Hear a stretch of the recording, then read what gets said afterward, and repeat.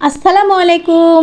আজকে আমার ভর্তা দিবস, তাই আপনাদের জন্য আমি আজকে নিয়ে এসেছি বাহারি রকমের ভর্তা। চলুন দেখে আসি আজকে আমি কয় রকম ভর্তা বানাই। আর আমি যেদিন ভর্তা বানাই সেদিন শুধু ভর্তা দিয়ে ভাত খাই, আমি আর কখনো কোনো তরকারি বা সবজি রান্না করি না। চলুন দেখে আসি এই মজাদার ভর্তা আমি কিভাবে তৈরি করি। প্রথমে আমি এখানে ভাতের সঙ্গে সিদ্ধ দিয়ে দিয়েছি ঢ্যাঁড়স, আর দিয়েছি হচ্ছে মিষ্টি কুমড়া, আর দিয়েছি কয়েকটা মরিচ।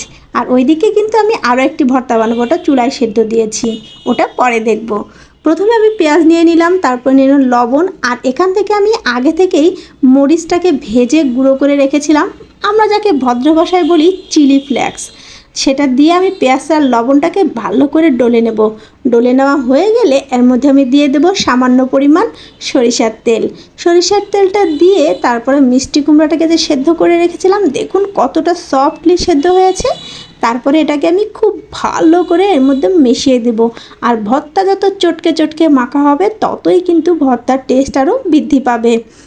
আমরা চেষ্টা করব ভর্তাটাকে খুব ভালো করে মিশিয়ে নিতে। ব্যাস, আমার একটা ভর্তা রেডি। এবার চলে যাচ্ছি দ্বিতীয় ভর্তায়। এটা হচ্ছে আমার কুড়ি কচু বা কচুর ভর্তা। প্রথমে পেঁয়াজ নিয়ে নিলাম, তারপরে ঠিক আগেকার মতো লবণ, আর নিয়ে নিলাম হচ্ছে শুকনা মরিচ গুঁড়ো করা।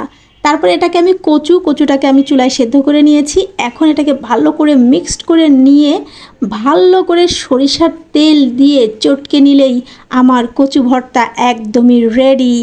এটা কিন্তু গরম গরম ভাতের সাথে অসম্ভব মজার। ভর্তা কিন্তু অনেকেই পছন্দ করেন, আমার তো কোনো ভর্তা হলে আর কোনো কথাই নাই। এবার করব ঢ্যাঁড়সের ভর্তা। দেখুন আমি ঢ্যাঁড়সটা এরকম কাঠির মধ্যে করে সেদ্ধ দেই। এটা কি হয়, ভাতটাও লেগে যায় না আর খুব সফট হয়। প্রথমে আমি এই ঢ্যাঁড়স ভর্তাটা করব হচ্ছে কাঁচা মরিচ সেদ্ধ করে নিয়েছি। এখন আমি লবণ দিয়ে আর পেঁয়াজ দিয়ে খুব ভালো করে মরিচটাকে চটকে নেব। চটকে নেওয়া হয়ে গেলে এখন আমি এর ভিতরে ঢ্যাঁড়সটাকে ভালো করে চটকে নেব। একটু ঢ্যাঁড়সটা টাইম লাগে এভাবে চটকে নিতে, একটু সময় নিয়ে করলে খুবই কিন্তু সফট এবং খুবই মজার হয়ে থাকে। আমি এভাবে সম্পূর্ণ ঢ্যাঁড়সটাকে এরকম ভালো করে চটকে চটকে চটকে চটকে মিশিয়ে নেব। মিশিয়ে নেওয়া হয়ে গেলে দেখুন আমি কিভাবে মিশিয়ে নিলাম। মিশিয়ে নেওয়া হয়ে গেলে এখন আমি এর ভিতরে কি দেব জানেন, এই যে বিখ্যাত যে সরিষার তেল রয়েছে আমার, এই তেলটাকে দিয়ে দেব। কারণ ভর্তার মধ্যে সরিষার তেলের একটা স্ট্রং ফ্লেভার না থাকলে কিন্তু ভালো লাগে না। আমি এই সরিষার তেলটা দিয়েও খুব ভালো করে আমি এটাকে মিক্সড করে নেব। মিক্সড করে নিয়ে গরম গরম ভাতের সাথে আহা কি স্বাদ! আমার ভর্তা একদমই রেডি। যারা হচ্ছে ভর্তা পছন্দ করেন তাদের জন্য তো খুবই মজাদার এই ভর্তাগুলো। সবাই ভালো থাকবেন, সুস্থ থাকবেন। দেখা হবে পরবর্তী কোনো ভিডিওতে। সে পর্যন্ত আল্লাহ হাফেজ।